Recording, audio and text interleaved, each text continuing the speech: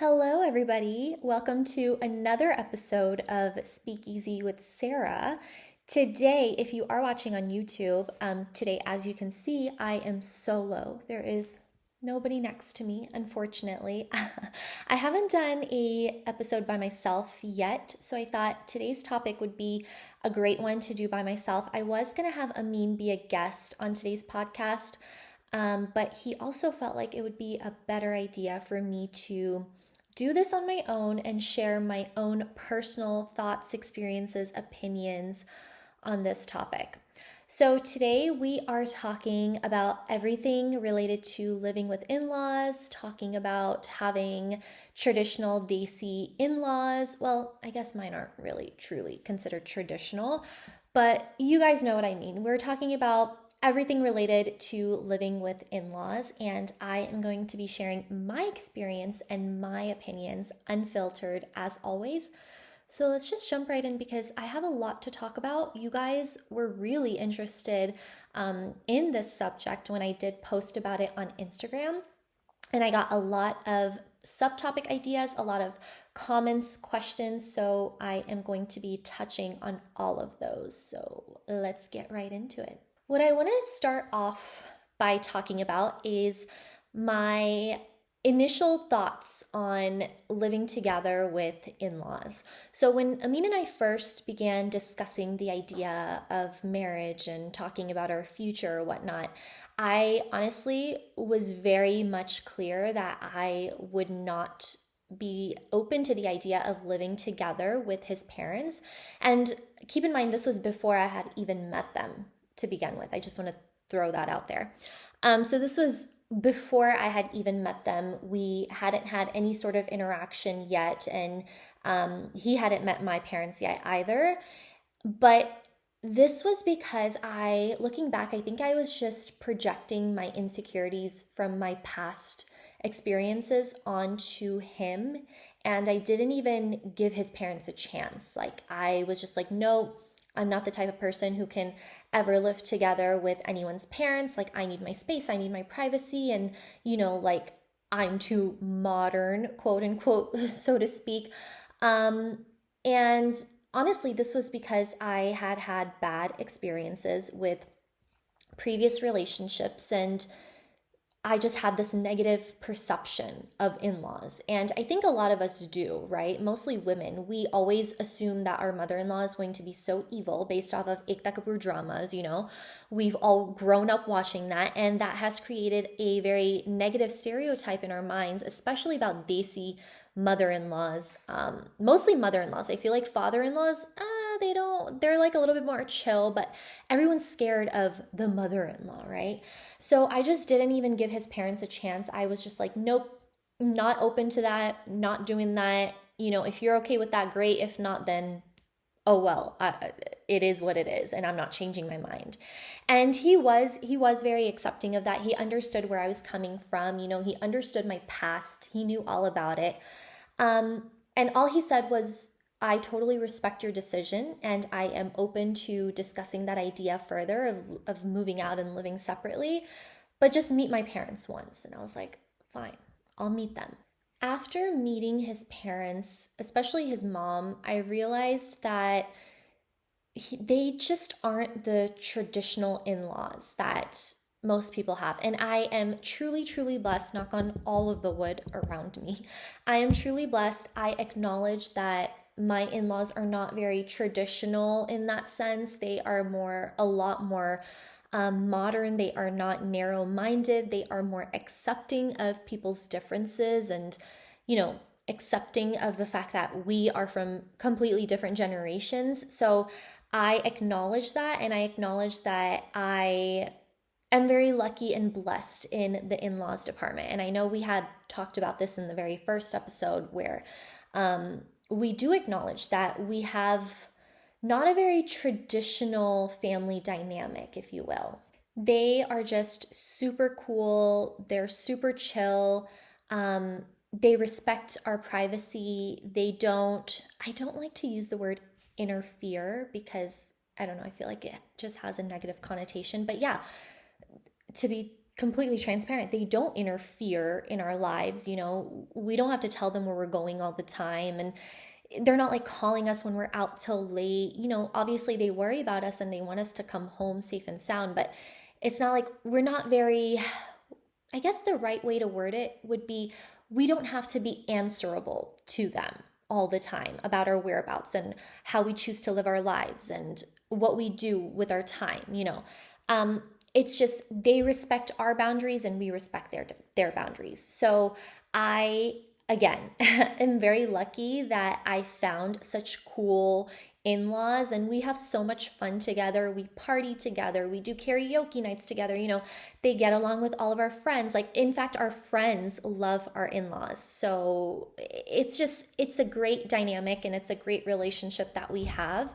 And I don't know if it's because they're a little bit younger than most in-laws, or if it's because they did spend a lot of time, they did live in Canada before they moved to America. So I don't know if it has to do with they were exposed early on to the Western culture, if you will.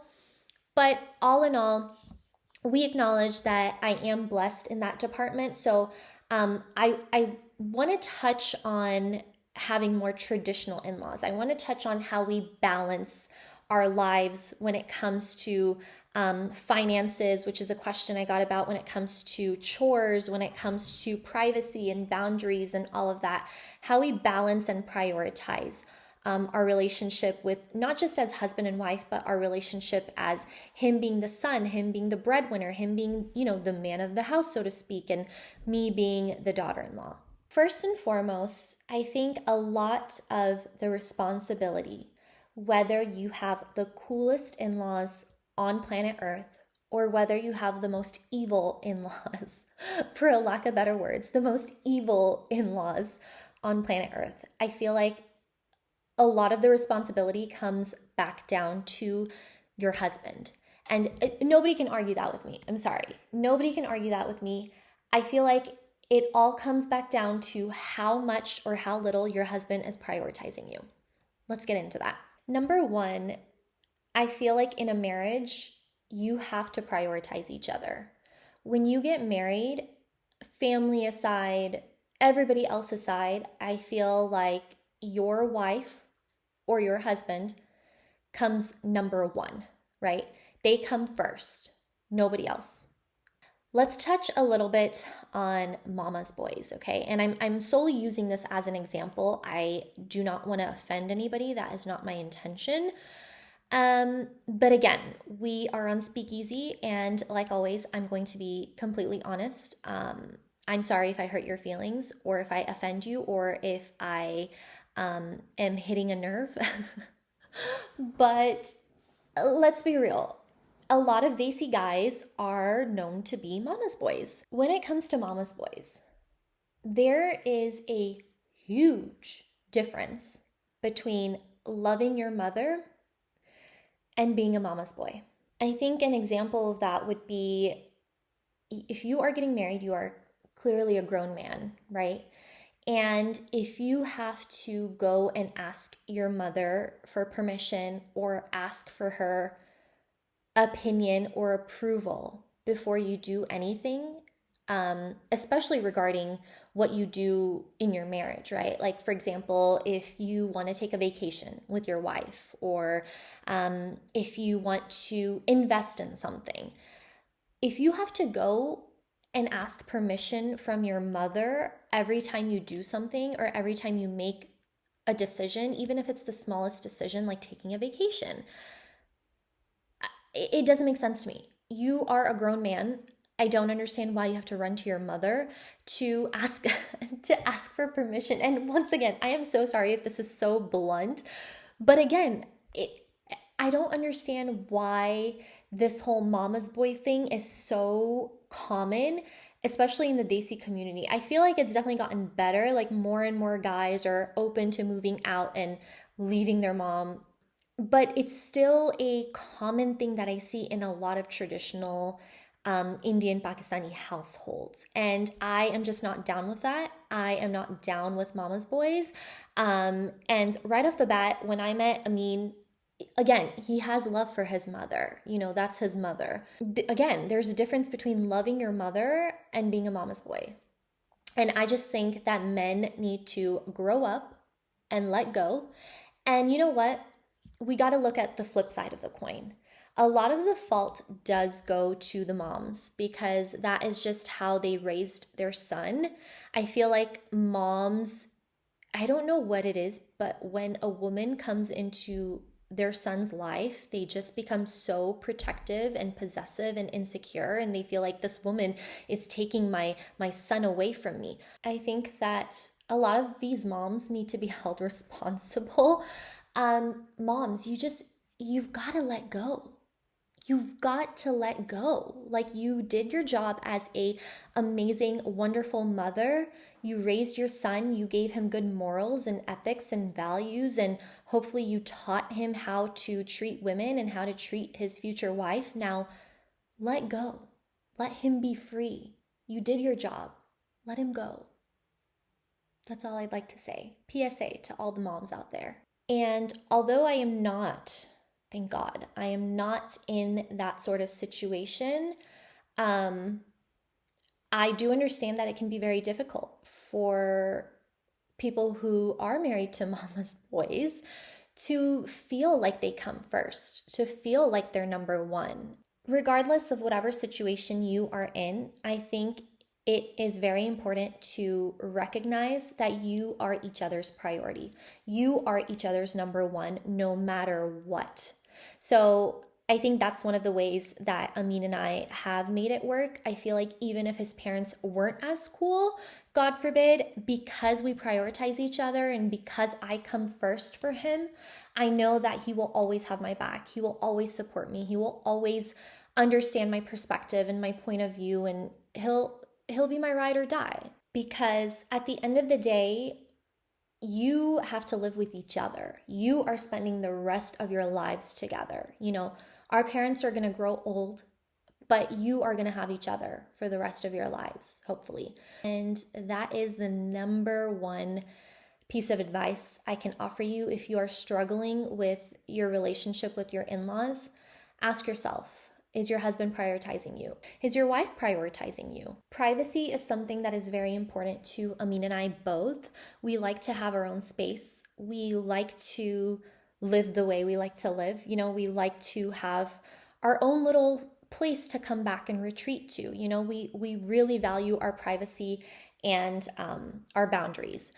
And this was something that we didn't even ever struggle with when it came to his parents. They were always, always very respectful of our privacy. Like, if we would have the door closed and it would be unlocked, it's not like they would just barge in, because I've seen that happening with other people's parents. Like, they just barge in and I'm like, oh, what the heck? You could have been in a compromising situation there. So that is something that we never even had to address. Like, it was never a conversation with his parents. Like, please, don't barge into your son and your daughter-in-law's rooms. Don't do that. It's just common sense. And they are just so respectful of our space and our privacy and our boundaries. We have this unspoken boundary, I feel, where they, sometimes his mom won't even come downstairs to the basement until she calls me and says can I come down? And it's of course, it's your house. Please feel free to come down, and if you need something, don't feel like you need permission from me. But she just has so much respect for us and for our space that it's just become this unspoken boundary, if you will. And I think if you do not already have that sort of boundary in place, that is definitely something that you should feel comfortable bringing up. And I think that a lot of these things should be your husband's responsibility to bring up with his parents, because I feel like that could kind of put you in an awkward situation. And a lot of the times, if your husband doesn't have your back on certain things, if he doesn't speak up for you or with you, you in turn end up looking like the villain, right? And I feel like a lot of Desi daughter-in-laws are afraid of looking like the bad guy for speaking up, or for being too demanding, if you will, or being too modern. I feel like a lot of the times women are seen like the bad guy, and that's not fair because that is not your intention. And again, that goes back to your partner prioritizing you. A lot of this is his responsibility to make things clear before you even get married with his parents that, look, if we live together, this and the third needs to be set in place. Like, these are essentially the rules that we all have to live by in order for us to be a happy, functioning, healthy family. Okay, now that we've talked about privacy, respect, space, boundaries, all of that, I will say, I think it is important for us as the daughter-in-laws or son-in-laws to understand both sides, right? We have to keep in mind that most of our parents grew up in India, Pakistan, Bangladesh, wherever their hometown is. They grew up in a different generation. They were brought up extremely differently from us. They do not have the outside influences that we have, like social media, our friends, and all of these outside factors that we grew up with. They didn't have all that. They grew up working at a very young age. They grew up with a lot of different struggles than we faced. And if you think about it, we did grow up very privileged, whether you struggled or not. I'm not saying that's taking away from your struggles, but let's be real. They grew up in a much, much harder time in their lives, and they saw a lot more life than we did. Therefore, I think it is important for us to give them some grace, cut them some slack. Yes, there are going to be probably a bunch of things that get under your last nerve, that want to make you pull out your hair, that cause fights and rifts between you and your partner. But give them some grace, okay? Because there might be some things that you're just like, well, duh, like, why would she do that? Or why would your dad do that? Why would he say that? But maybe they just don't know better at times, right? Like, this is all they know. So I think just be kind, be patient, and hopefully with time, they will change their ways. They will become more open-minded and more accepting of the Western culture and how we like to do things. That being said, I think, again, it goes both ways. Takes two to tango, honey. The older generation, in all aspects, okay?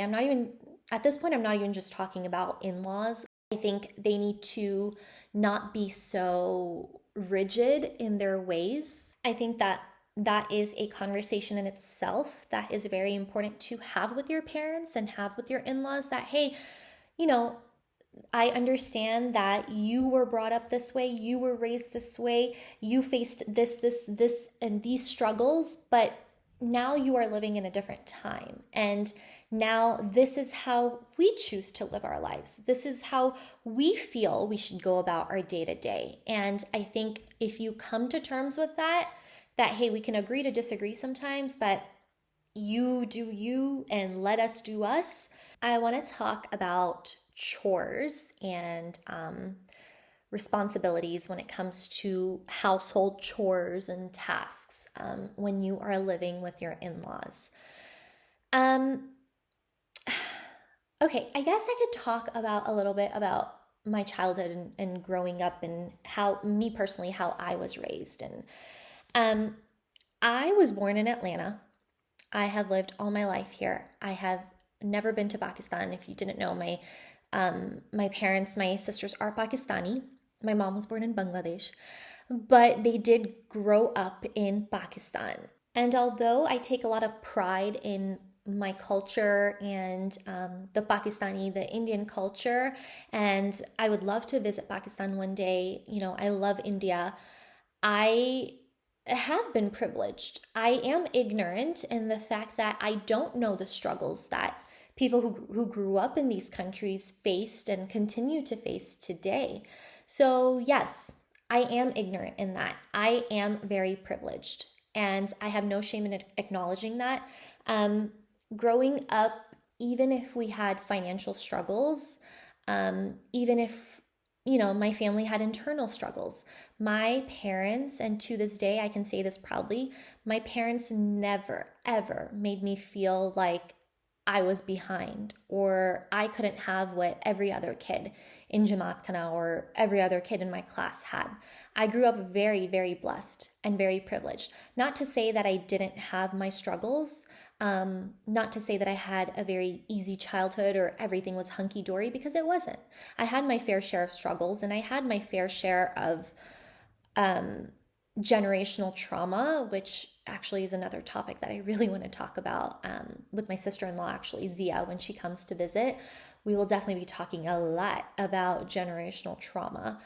But yeah, that topic is for another day. But um, that doesn't go to say that I had it super easy and rainbows and butterflies and puppies and sunshine around me in my childhood. My struggles were very different from probably the struggles that people face in India and Pakistan. My struggles were having to move to a new school almost every year until I became stable in like seventh or eighth grade. My struggles were having to make new friends or having to jump from house to house or from state to state. And, I had different kinds of struggles. But again, I acknowledge that I was privileged. Growing up, I never had to do my laundry. In fact, until the day I got married, while I was still living in my mom's house, I never did my own laundry. Oh my God, now that I think about it, yeah, I never did my own laundry. And I didn't get married till I was like 22. So I don't know if that's sad or like if I was just lucky, but my mom did everything for me. She's the best. And I feel like a lot of girls can relate, especially if you were brought up in America. You guys can relate with me. Like now if you are married, if you go back to your Micah, if you go back to your mom's house, like she doesn't let you do anything. She doesn't let you cook. She doesn't let you clean. You know what I mean? So I feel like a lot of girls can relate with me on that. But yeah, I was very spoiled. I didn't even fold my clean clothes. Like my mom used to put it in my closet for me. Like I never had to cook. I never had to learn how to cook. I never had to clean. All of that was done for me. Whereas Amin and Zia, my sister-in-law, they were always doing their own laundry. They were always cleaning their own rooms. You know what I mean? So it was a very different dynamic growing up. And again, his struggles were very different from mine. Amin grew up working from a very young age when they used to live in Canada.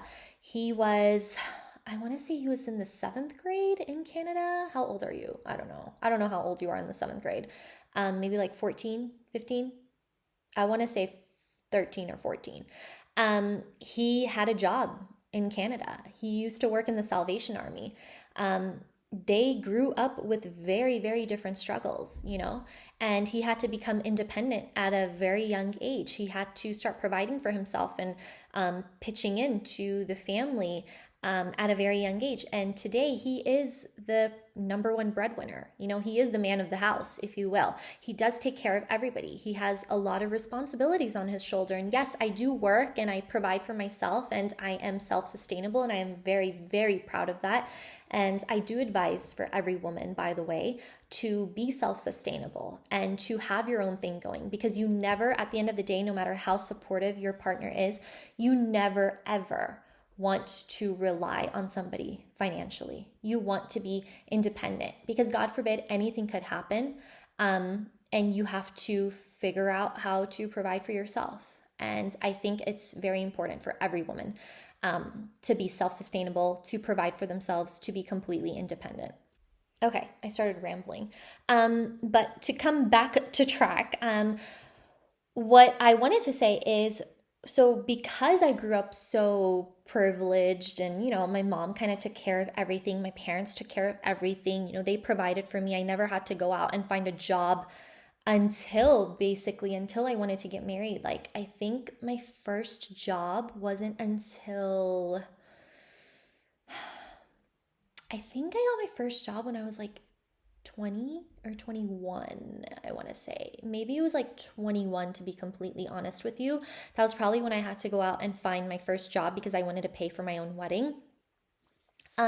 So yes, I was very privileged. I didn't have to become independent until a very, very late age.